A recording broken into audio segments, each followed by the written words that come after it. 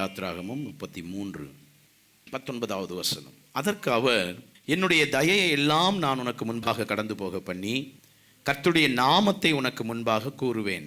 எவன் மேல் கிருபையாயிருக்க சித்தமாயிருப்பேனோ அவன் மேல் கிருபையாயிருப்பேன். எவன் மேல் இரக்கமாயிருக்க சித்தமாயிருப்பேனோ அவன் மேல் இரக்கமாயிருப்பேன். ஆமென். கர்த்தருடைய நாமம் மகிமைப்படட்டும். கர்த்தர் நம்மை ஆசீர்வதிப்பாராக. கடந்த நாட்களில் விசேஷமாக இந்த 2 விதமான ஆசீர்வாதங்களை கர்த்தர் நமக்கு கொடுத்தார். அதில் ஒன்று என்னுடைய தயையை எல்லாம் உனக்கு முன்பதாக கடந்து போக பண்ணுவேன். 2வது கர்த்தருடைய நாமத்தை உனக்கு முன்பாக கூறுவேன் என்று கடந்த வாரத்தில் கர்த்தர் நம்மளோடு இடைப்பட்டார். கடந்த நாட்களில் நம்ம தியானித்தது என்ன அப்படின்னா, தயை என்றால் என்ன, கர்த்தருடைய நாமம் என்றால் என்ன என்பதை குறித்தும் அதை குறித்த சில விளக்கங்களும் பேக்ரவுண்டையும் நம்ம பார்த்தோம். எதற்காக கர்த்தர் மோசேக்கு தயையையும் நாமத்தையும் கொடுப்பேன் என்று சொன்னார் என்பதற்கு சில ஆவிக்குரிய அர்த்தங்கள் இருக்கிறது. அதை கர்த்தர் நம்மோடு இடைப்பட்டார். எனவே இந்த நாளில் விசேஷமாக இந்த தயையையும் இந்த நாமத்தையும் நாம் பெற்றுக்கொள்கிறதுனால, அல்லது நமக்கு முன்பதாக இந்த தயையும் இந்த நாமமும் கடந்து செல்லுகிறபடியினால் நமக்கு கிடைக்கிற ஆசீர்வாதங்களை குறித்து நம்ம பார்க்க போகிறோம். எனவே கர்த்தர் நமக்கு கொடுக்கிற இந்த தயை மூலமாக, கர்த்தர் நமக்கு கொடுக்கிற அவருடைய நாமத்தின் மூலமாக நமக்கு அநேக ஆசீர்வாதங்களை நாம் சுதந்தரித்து கொள்ள முடியும்.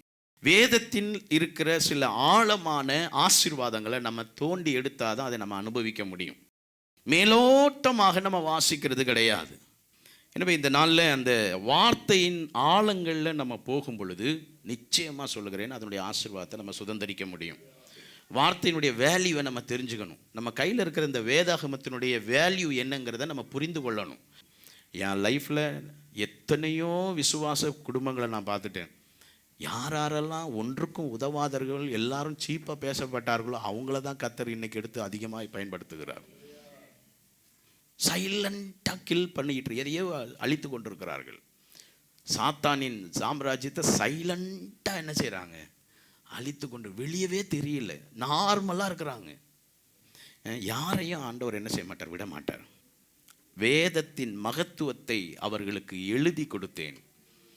அவர்களோ அதை என்ன செஞ்சாங்க, அந்நிய காரியமாக, இது நமக்குரியது இல்லை, இது யாருக்கோ சொல்கிறாங்க அப்படின்னு நினச்சிட்டு இருந்தாங்க. ஆனால் யார் இது எனக்குரியது என்று எடுத்துக்கொள்ளுகிறார்களோ நிச்சயம் சொல்கிறேன், அவங்கள டாப்பில் தூக்கிடுவார் ஆண்டவர்.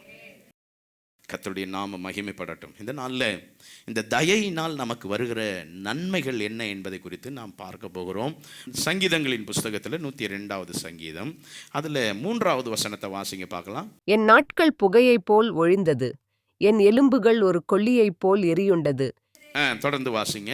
என் இருதயம் புல்லை போல் வெட்டுண்டு உலர்ந்தது, என் போஜனத்தை புசிக்க மறந்தேன். இங்கே கவனிங்க, தாவீது சொல்றாரு, என்னால் ஒன்றுமே இல்லை, அவ்வளோதான், நான் வேஸ்ட். என் நாட்கள் ஒரு புகையை போல போயிட்டு இருக்குது. கொஞ்சம் தூரம் அந்த புகையை பார்க்கலாம், அதுக்கப்புறம் எங்கன்னு தெரியாது.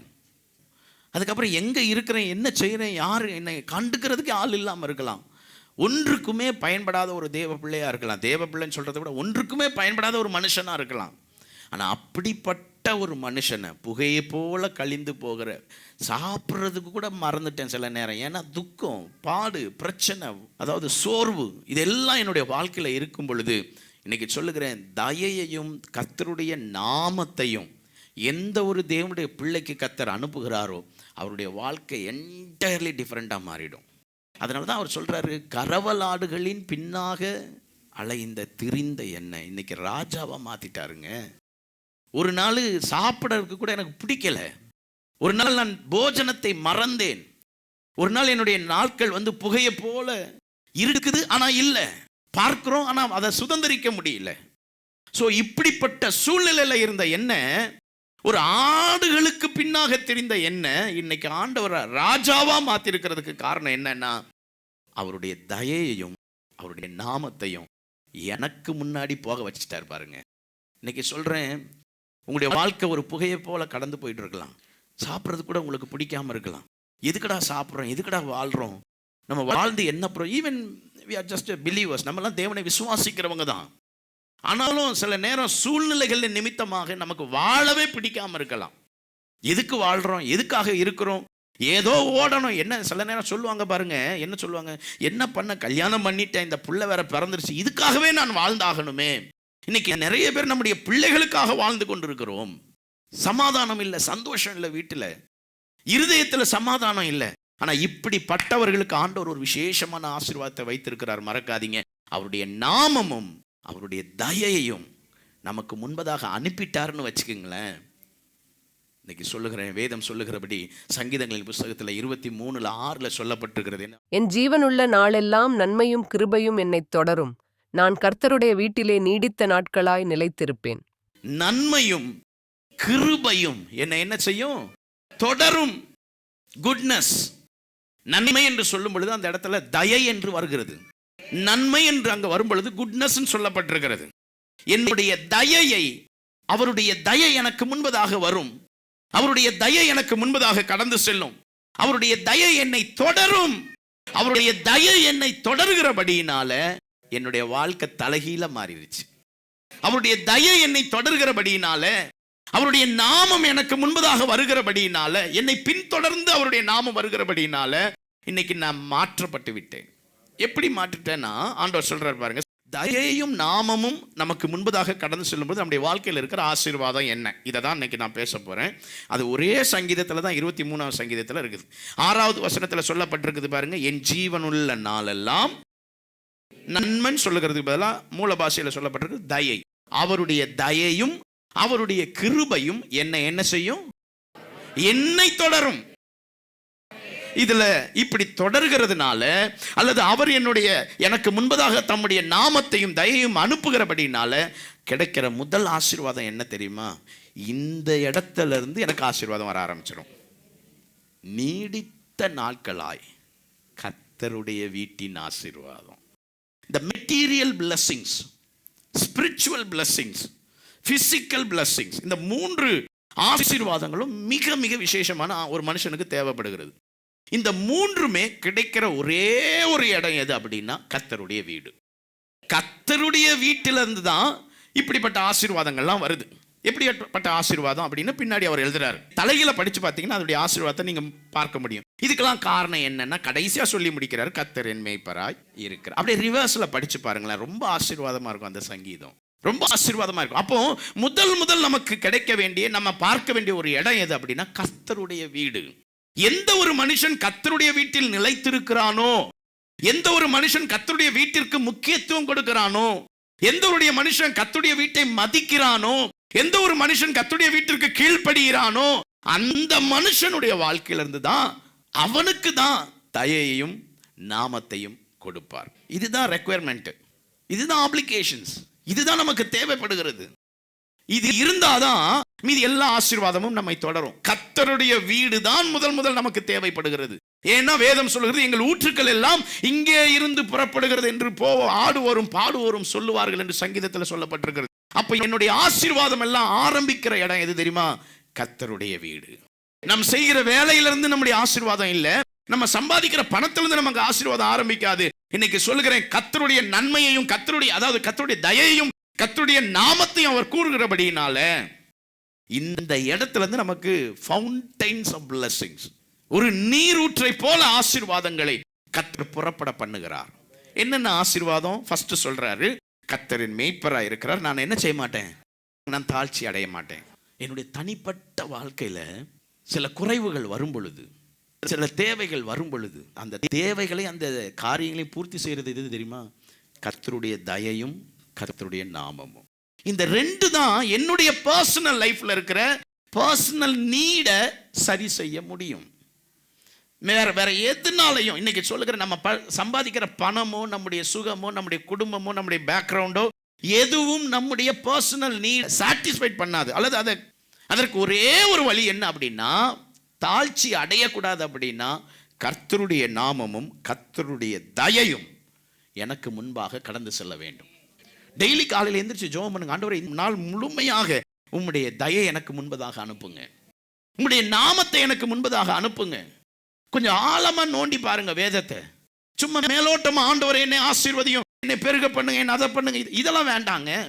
பர்சனலா தேவனோடு கேளுங்க, ஆண்டவரே உம்முடைய தயையை எனக்கு முன்பதாக, your goodness should go before me, உம்முடைய நாமம் எனக்கு முன்பதாக போக வேண்டும். அப்படி போயிருச்சுன்னா போதுங்க, எனக்கு தாழ்ச்சி இல்லை.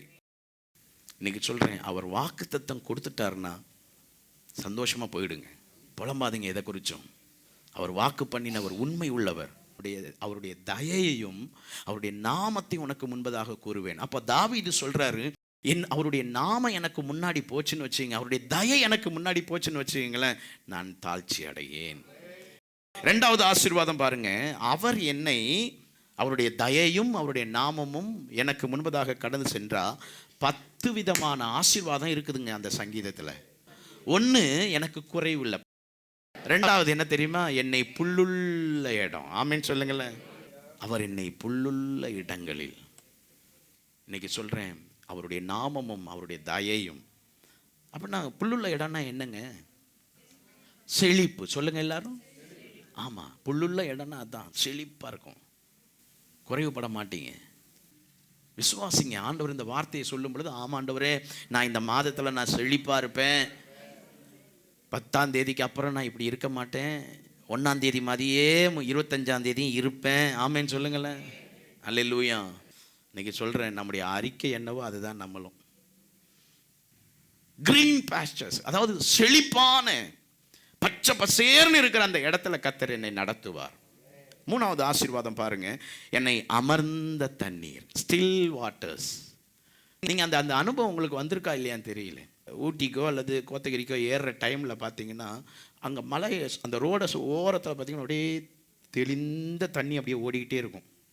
அவ்வளோ ஆனந்தமாக இருக்கும் அதை பார்க்குறது. நீங்கள் அந்த ட்ராவலில் போனீங்கன்னா அதை பாருங்கள். அப்போ அதோடைய வேல்யூ உங்களுக்கு தெரியும். அமர்ந்த தண்ணீர், சத்தமே இல்லாமல் அப்படியே தான் போகும். அதில் போய் கை வச்சிங்கனாலே அப்படியே உச்சந்தலம் முதல் உள்ளங்கால் வரைக்கும் சில்லுன்னு ஆகிடும்.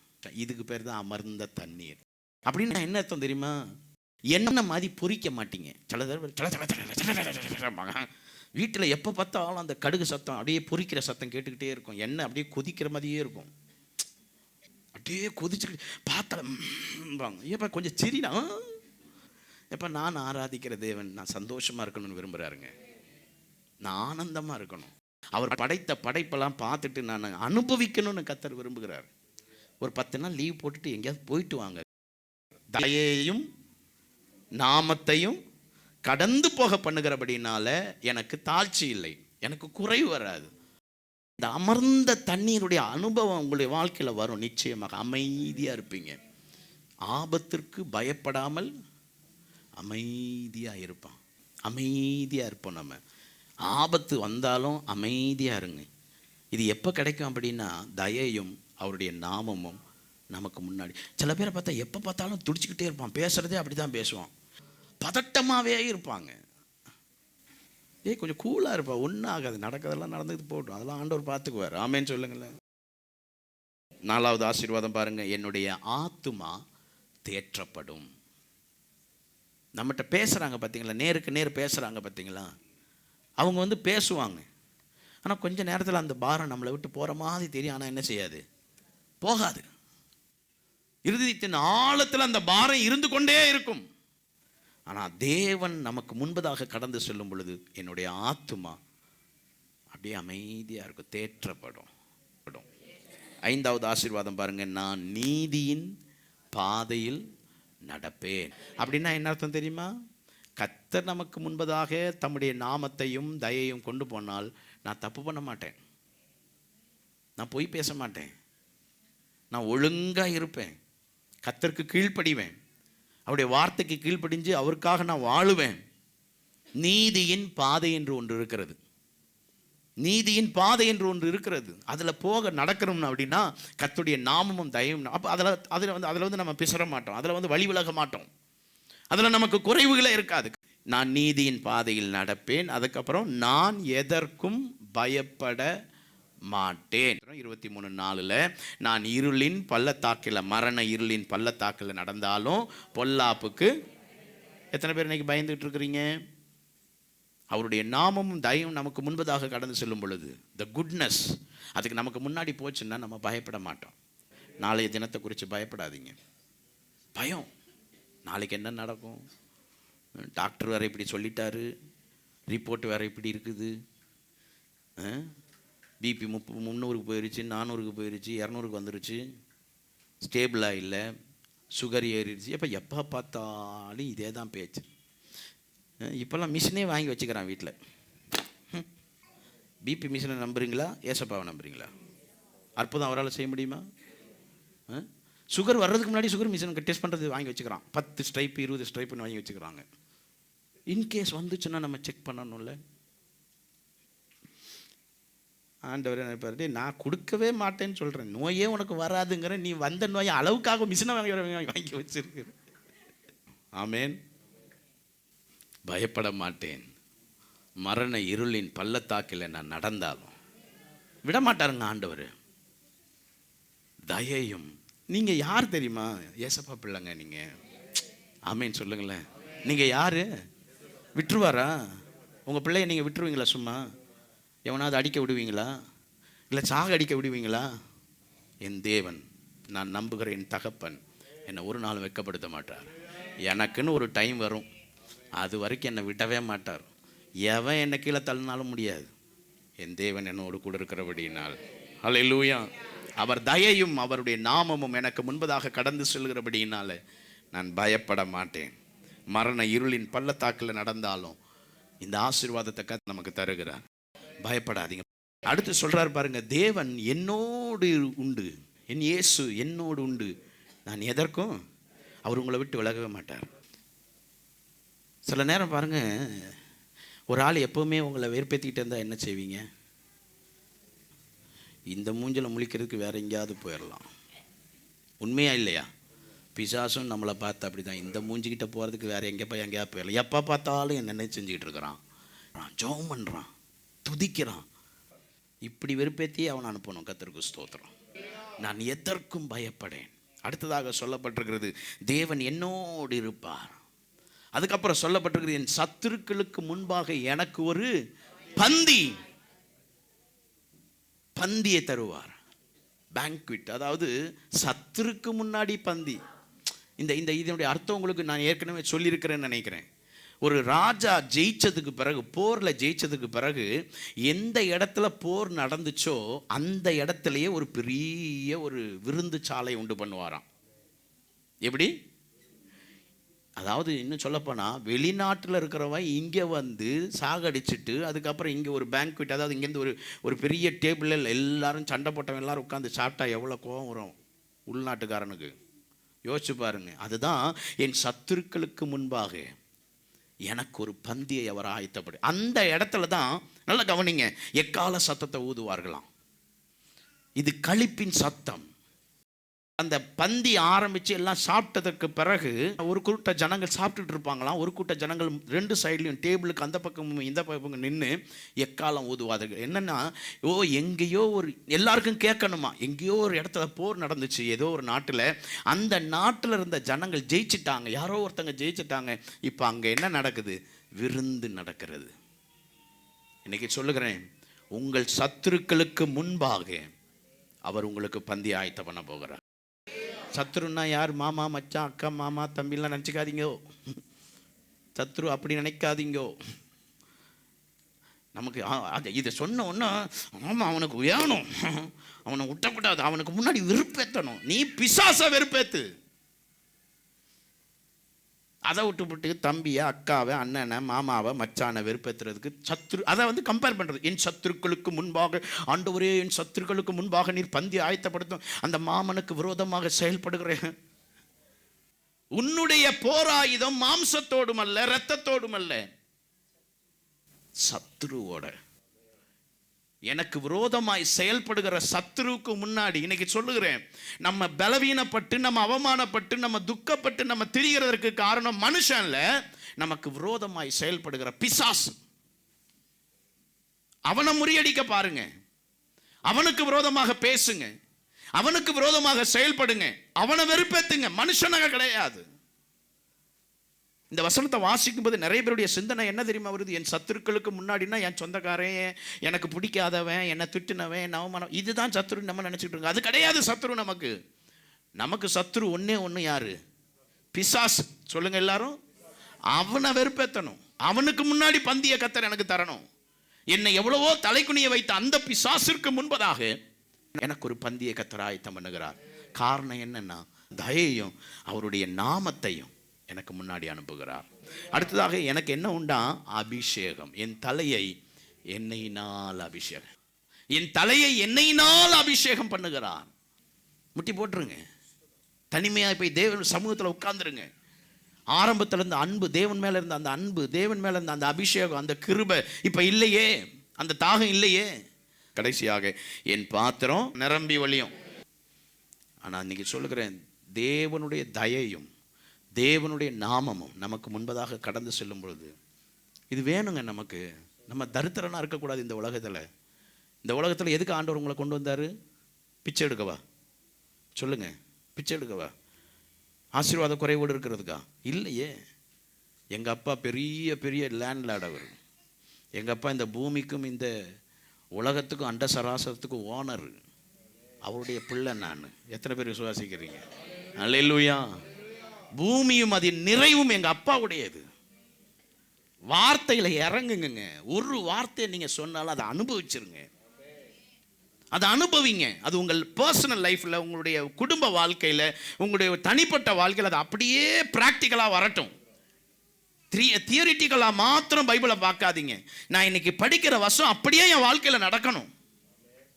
அது அதனால தான் ஒரு சில வசனங்களை சொல்லும்போது அப்படியே ஆணித்தரமாக வெறித்தனமாக உணர்ந்து சொல்லுங்க சில வார்த்தைகளை.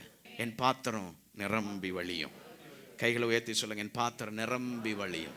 இன்னும் 2 ஆசீர்வாதம் அதுலேயும் இருக்குது, அதையும் நான் சொல்லிடுறேன் பாருங்க. ஏற்கனவே நான் சொல்லின மாதிரி அவருடைய கிருபை என்னை விட்டு விலகாது. அவருடைய கிருபை என்னை விட்டு விலகாது. கடைசியாக நான் சர்ச்சில் எப்போவுமே இருப்பேன். ஒவ்வொரு வாரமும் சபைக்கு வருவேன். கர்த்தருடைய வீட்டில் நீடித்த நாட்களாய் மொத்தம் 12 ஆசீர்வாதம். கர்த்தருக்கு ஸ்தோத்திரம். ஹல்லேலூயா. அதுக்கு அடுத்து பாருங்க, அவருடைய நாமத்தை நமக்கு முன்பதாக கூறுவார் என்று சொல்லப்பட்டது. அவருடைய நாமத்தை கூறுவார். இப்போ மோசே கேட்குறார், ஆண்டவரே உம்முடைய நாமம் என்ன, உங்கள் பேர் என்னன்னு கேட்குறார். எல்லாருமே புதுசாக பார்த்தா என்ன கேட்போம்?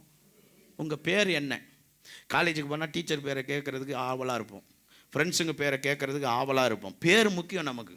அது மாதிரி தான் மோசே என்ன செய்கிறார், ஆண்டவரே உங்கள் நாமம் என்ன அப்படிங்கிறார். அப்போ ஆண்டவர் சொல்கிறாரு, எனக்கு என்ன ஒரு பேராக இருக்குது, ஏகப்பட்ட பேர் இருக்குது. அந்த யாவேங்கிற அந்த இன்வெர்டட் கமால் இருக்கிற பேரை பார்த்தீங்கன்னா 1000க்கு மேலே போகிறது. நான் இதில் எந்த நாமத்தை உனக்கு நான் சொல்கிறதுன்னு கேட்குறாரு. அப்போ மோசைக்கிட்ட ஆண்டவர் சொல்கிறார், ஒரு நாமம் இருக்குப்பா, அந்த நாமத்துக்கு பேர் என்னென்னா இருக்கிறவராகவே ஐ ஆம் தட் ஐ ஆம். யாத்ராகமம் 3, 13, 14, 15.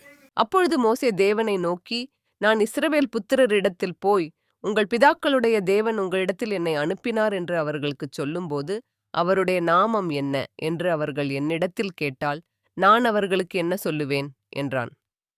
அதற்கு தேவன் இருக்கிறவராக இருக்கிறேன் என்று மோசேயுடனே சொல்லி, இருக்கிறேன் என்பவர் என்னை உங்களிடத்துக்கு அனுப்பினார் என்று இஸ்ரவேல் புத்திரரோடே சொல்வாயாக என்றார். மேலும் தேவன் மோசேயை நோக்கி, ஆபிரகாமின் தேவனும் ஈசாக்கின் தேவனும் யாக்கோபின் தேவனுமாயிருக்கிற உங்கள் பிதாக்களுடைய தேவனாகிய கர்த்தர் என்னை உங்களிடத்துக்கு அனுப்பினார் என்று நீ இஸ்ரவேல் புத்திரருக்குச் சொல்வாயாக. என்றைக்கும் இதுவே என் நாமம், தலைமுறை தலைமுறை தோறும் இதுவே என் பேர் பிரஸ்தாபம். ஆமென். பார்த்தீங்கன்னா இன்னும் யாவேங்கிறதோட யெகோவாங்கிற நாமம் பார்த்தீங்கன்னா 7000 பேர் மேலே இருக்குது. 7000 நாமங்கள் இருக்குது அவருக்கு மேலே. இதில் நான் எந்த பேரை சொல்கிறது உனக்கு? அப்போ அவர் சொல்கிறாரு, நான் இருக்கிறவராக உனக்கு இருக்கிறேன். அதை ஹீப்ரூவில் அப்படியே நம்ம பார்த்தோம்னா ஒரு நல்ல ஒரு பெரிய ஆசீர்வாதம் அதில் இருக்கிறது. அதாவது இயே அஷேர் இயே அப்படின்னு சொல்லப்பட்டிருக்கிறது. அப்படின்னா என்ன அர்த்தம் அப்படின்னா, நீ என்ன எந்த சூழ்நிலைக்கு நீ என்ன வேணும்னு நினைக்கிறியோ அந்த பேர் தான் நான். சுகம் வேண்டும்னு நீ நினச்சேன்னா அந்த சுகம் அப்படிங்கிற பேரே நான் தான். பணம் வேண்டும்னு நினச்சா அந்த பணம்ங்கிற பேரே நான் தான். விடுதலை அப்படின்னு நீ நினச்சேன்னா அந்த விடுதலைங்கிற பேரே நான் தான். நீ எந்த சூழ்நிலைக்கு என்ன வேண்டுமென்று நீ எந்த தேவையோடு எந்த காரியத்தோடு இருக்கிறியோ அந்த காரியத்திற்கு ஒரு பெயர் இருக்கு பார்த்தியா, அந்த பேரே நான் தான் அப்படிங்கிறார். அப்போ அவருடைய நாமத்திற்கு ஆசீர்வாதம் உண்டுங்க. அவருடைய நாமத்திற்கு வல்லமை இருக்கிறது. அவருடைய நாமத்தில் பலன். ஒரு வசனத்தை வாசிங்க, சங்கீதங்களின் புஸ்தகம் 8:9 வாசிங்க பார்க்கலாம் சீக்கிரம். எங்கள் ஆண்டவராகிய கர்த்தாவே, உம்முடைய நாமம் பூமி எங்கும் எவ்வளவு மேன்மையுள்ளதாயிருக்கிறது. உம்முடைய நாமம் பூமி எங்கும் எவ்வளவு மேன்மை உள்ளதாக இருக்கிறது. பூமியில் அவர் மேல் நாம மாதிரி வேற எதுவுமே கிடையாதுங்க. அப்போ மோசே கிட்ட ஆண்டவர் சொல்றார், உனக்கு என்னவா வேண்டுமோ அந்த நாமம் நான் தான், அதை நீ வச்சுக்கோ. எனக்கு இதுதான் பேர் அதுதான் பேருன்னு கிடையாது. எனக்கு யெகோவாங்கிறதுலையே எனக்கு 7000 பேர் இருக்குது. ஆமென். யாவேங்கிறதுலையே 960க்கு மேலே இருக்குது. நான் இப்போ உனக்கு எந்த பேரை சொல்கிறது? உனக்கு என்னவாக தேவைப்படுகிறதோ அதுவாக நான் இருக்கிறேன், அதுதான் என் பேர் அப்படின்ட்டார். எதுக்காக அவருடைய பேரை எனக்கு முன்னாடி அனுப்பணும் அப்படின்னா, எனக்கு அந்த சூழ்நிலையில் என்ன தேவையோ அதை அவர் அப்படியே செய்து முடிக்கும்படியாக அந்த பேரில் அவர் எனக்கு முன்னாடி வர்றார். அந்த பேரில் எனக்கு முன்னாடி வருகிறார். சுகம் என்கிற பேரில் அவர் வருகிறார். விடுதலை என்கிற பேரில் வருகிறார். ஆசீர்வாதம் என்கிற பேர்ல வர்றாரு. நீங்க அதை அனுபவிக்கணும், அதை நீங்க உணரணும். முதலாவது, ஏசப்பா இன்னைக்கு நான் வீட்டை விட்டு போறேன், இந்த காரியத்துக்காக போறேன். ஆண்டவருடைய சமூகத்தில் சொல்லுங்க, ஆண்டவரே நான் சுகத்துக்காக ஆஸ்பத்திரிக்கு போறேன், எனக்கு சுகமாக நீங்க வாங்க ஆண்டவரே சொல்லி ஜெபம் பண்ணி பாருங்க. அந்த சுகம் உங்களுக்கு முன்பதாக போய் கோணலானவைகளை சுவையாக்கும். நெறிந்த நாணலை முறியாதவர் மங்கின திரிய என்ன செய்ய மாட்டாரு? என்னவாக நீங்க வேண்டும் என்று நினைக்கிறீர்களோ அந்த காரியமாக கர்த்தர் உங்களுக்கு தென்படுவார். ஏசாயா தீர்க்கதரிசன புஸ்தகத்துல 45வது அதிகாரம் 4வது வசனம் வாசிங்க பார்க்கலாம். வெண்கல கதவுகளை உடைத்து இருப்பு தாழ்பாள்களை முறித்து அந்தகாரத்தில் இருக்கிற பொக்கிஷங்களையும் ஒளிப்பிடத்தில் இருக்கிற புதையல்களையும் உனக்கு கொடுப்பேன். நான் என் தாசனாகிய யாக்கோபு நிமித்தமும் நான் தெரிந்து கொண்ட இஸ்ரவேலி நிமித்தமும் நான் உன்னை பெயர் சொல்லி அழைத்து நீ என்னை அறியாதிருந்தும் உனக்கு நாமம் தரித்தேன். நீ என்னை அறியாதிருந்தும் உனக்கு என்னுடைய பேரை வச்சுட்டேன். நான் நீ யாருன்னே என்னை அனுபவிக்கல. எனக்கு உனக்கு ரிலேஷனே கிடையாது. நீ கொஞ்ச நாள் ஜெபம் பண்ண, இப்போ ஜெபமே பண்ணுறதில்ல. நீ கொஞ்ச நாள் வேதம் வாசிச்ச, இப்போ வேதமே என்ன செய்யறதில்ல, வாசிக்க மாட்டேங்கிற. ஆனாலும் என்ன பண்ண, நான் உனக்கு ஒரு வாக்குத்தத்தம் கொடுத்துட்டேன். நீ என்னவாக வேண்டும் என்று நீ நினைக்கிறாயோ அந்த காரியமாக நான் இருப்பேன் என்று பரிசுத்த ஆவியானவர் சொல்லுகிறார். அல்லேலூயா. நீ அறியாதிருந்தும் உனக்கு என்னுடைய பேரை நான் கொடுக்குறேன். நீ என்கிட்ட க்ளோஸா இல்லாம இருந்தும் என் பேரை உனக்கு முன்னாடி அனுப்புறேன். என்கிட்ட பேசாம இருந்தும் என்னுடைய வார்த்தையை நீ தியானிக்காம இருந்திருந்தாலும் இன்னைக்கு நான் வாக்குத்தத்தமா சொல்லுகிறேன், என்னுடைய பேரை உனக்கு முன்னாடி அனுப்புகிறேன். உபாகமத்தின் புஸ்தகம் 28வது அதிகாரம் 10வது வசனம். அப்பொழுது கர்த்தருடைய நாமம் உனக்கு தரிக்கப்பட்டது என்று பூமியின் ஜனங்களெல்லாம் கண்டு உனக்கு பயப்படுவார்கள். அப்பொழுது கர்த்தருடைய நாமம் உனக்கு தரிக்கப்பட்டது என்று பூமியின் ஜனங்கள் எல்லாரும் கண்டு உனக்கு என்ன செய்வாங்க? எனக்கு முன்னாடி நான் போகிற இடத்துல எங்கே போனாலும் கர்த்தருடைய நாமம் எனக்கு முன்னாடி போச்சுன்னா என்னை பார்க்குறவன்லாம் பயப்படுவான். எனக்கு விரோதமாக செயல்பட முடியாது. எனக்கு பின்னாடி பேசலாம், எனக்கு பின்னாடி செயல்படலாம், ஆனால் ஒன்றும் பலிக்காது. காரணம், கர்த்தருடைய நாமம் எனக்கு முன்பதாக போகிறது. கர்த்தருடைய நாமம் எனக்கு தரிக்கப்பட்டிருக்கிறது. அடுத்ததாக நீதிமொழிகளின் புஸ்தகத்தில் 18வது அதிகாரம் எடுத்துக்கங்க. அதில் 10வது வசனத்தை வாசிச்சு பாருங்களேன். கர்த்தரின் நாமம் பலத்த துர்கம், நீதிமான் அதற்குள் ஓடிச் சுகமாயிருப்பான். கர்த்தருடைய நாமம், கர்த்தரின் நாமம் பலத்த துருகம். நமக்கு அப்படின்னா என்ன? அது ஸ்ட்ராங் டவர் அப்படின்னு சொல்லப்பட்டிருக்கிறது. எந்த பிரச்சனை வந்தாலும், எப்படிப்பட்ட காரியம், இப்போ பாருங்க, இந்த சுனாமிலாம் வரும்பொழுது ஒரு அனௌன்ஸ்மெண்ட், எல்லாம் உயரமான இடத்துல போய் உட்காந்துங்கம்பாங்க, உயரமான இடத்தை தேடி போய் நின்றுங்கம்பாங்க, மலைகளுக்கு ஓடுங்கம்பாங்க. என்ன அப்படின்னா அது ஒரு ஸ்ட்ராங் டவர். அது அங்கே போய் நின்னா நமக்கு பாதுகாப்பு. ஆனால் இன்னைக்கு சொல்லுகிறேன், கர்த்தர் நம்மளை எங்கே கொண்டு போனாலும் அவருடைய நாமம் நமக்கு முன்பதாக போகிறபடினால நான் பாதுகாப்பாக இருப்பேன். வெளிப்படுத்தின விசேஷம் 22:4 சொல்லப்பட்டிருக்கிறது, வாசிச்சு பாருங்க. அவருடைய ஊழியக்காரர் அவரை சேவித்து அவருடைய சமூகத்தை தரிசிப்பார்கள். அவருடைய நாமம் அவர்களுடைய நெற்றிகளில் இருக்கும். யாருக்கெல்லாம் இயேசு கிறிஸ்துனுடைய நாமம் இருக்கிறதோ இன்னைக்கு சொல்லுகிறேன், எப்பையும் அவரை பார்க்கலாம், எப்பையும் பார்க்கலாம். தானியேலின் புஸ்தகம் 9:14 வாசிங்க. ஆதலால் கர்த்தர் கவனமாயிருந்து அந்த தீங்கை எங்கள் மேல் வரப்பண்ணினார். எங்கள் தேவனாகிய கர்த்தர் தாம் செய்து வருகிற தம்முடைய கிரியைகளில் எல்லாம் நீதியுள்ளவர். நாங்களோ அவருடைய சத்தத்துக்கு செவிகொடாமற் போனோம். கவனமா பாப்பாராம். கவனமாய், ஒரு தாய் எப்படி தன்னுடைய பிள்ளைய கவனமாய் பார்த்துக் கொள்கிறார்களோ அதே போல இன்னைக்கு சொல்லுகிறேன், கவனமா கர்த்தர் உங்களை பார்த்துக் கொள்வாராம். ஆமேன். அவருடைய நாமம் நம்முடைய சிரசின் மேல இருக்கிறதுனால நம்மளை கேர் எடுப்பார், பார்த்துக்குவார். ஒரு நாளும் சோர்ந்து போகாதீங்க. ஒன்னே ஒன்று நீங்க கேளுங்க, ஆண்டவர்கிட்ட, ஆண்டவரே உங்க நாமமும் உங்களுடைய தயையும் எனக்கு முன்னாடி போகட்டும் ஆண்டவரே. இனி வரப்போகிற எல்லா காலங்களிலும் நீங்கள் எங்கே புறப்பட்டு போனாலும், நீங்கள் என்ன செய்தாலும், எதை ஆரம்பித்தாலும், எதில் உங்களுடைய கால்கள் இறங்கினாலும், தயவு செய்து சொல்லுகிறேன், இந்த ரெண்டையும் கேட்காம ஆரம்பிக்காதீங்க. இந்த ரெண்டையும் கேட்காம ஆரம்பிக்காதீங்க. ஆஸ்பத்திரிக்கு போகிறீங்களா, இந்த ரெண்டையும் கேட்காம போகாதீங்க. வேலைக்கு போகிறீங்களா, இந்த ரெண்டையும் கேட்காம போகாதீங்க. ஸ்கூலுக்கு போகிறீங்களா, காலேஜுக்கு போகிறீங்களா, இந்த ரெண்டையும் கேளுங்க. ஆண்டவரே, உம்முடைய தயையும் உம்முடைய நாமம் எனக்கு முன்பதாக கடந்து செல்லட்டும்.